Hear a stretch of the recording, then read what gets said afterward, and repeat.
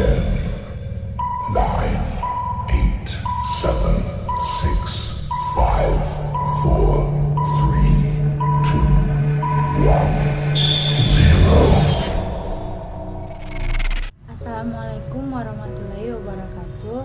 Saya Rifadila dengan NPM 201137 ingin menjelaskan kembali secara singkat materi yang diberikan oleh Bu Sri Ayu Panggabean.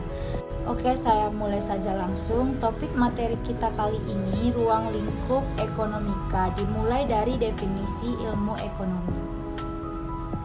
Definisi ilmu ekonomi. Kata ekonomi sendiri berasal dari kata Yunani, yaitu oikos atau oikos, yang berarti keluarga atau rumah tangga, dan phokos atau nomos, yang berarti peraturan, aturan, dan hukum. Dan secara garis besar, ekonomi diartikan sebagai aturan rumah tangga atau manajemen rumah tangga, dan semua hal yang mengangkut tentang segala kehidupan manusia secara individu, negara, maupun internasional. Adapun jenis-jenis ilmu ekonomi seperti ekonomi deskriptif, teori ekonomi, dan ekonomi terapan atau ekonomi kebijakan. Ekonomi deskriptif sendiri yaitu analisis ekonomi yang menggambarkan keadaan yang sebenarnya terjadi dalam perekonomian.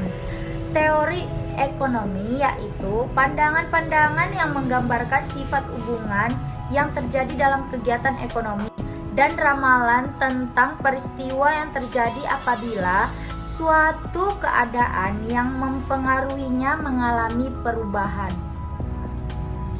Adapun ekonomi terapan atau ekonomi kebijakan, yaitu cabang ilmu ekonomi yang menelaah tentang kebijakan yang perlu dilaksanakan untuk mengatasi masalah-masalah ekonomi. Faktor produksi. Adapun benda yang disediakan oleh alam atau diciptakan oleh manusia yang dapat digunakan untuk menghasilkan barang-barang dan jasa-jasa. Komponen faktor produksi seperti tanam dan sumber alam, tenaga kerja, modal, dan keahlian kewirausahawan atau entrepreneurship.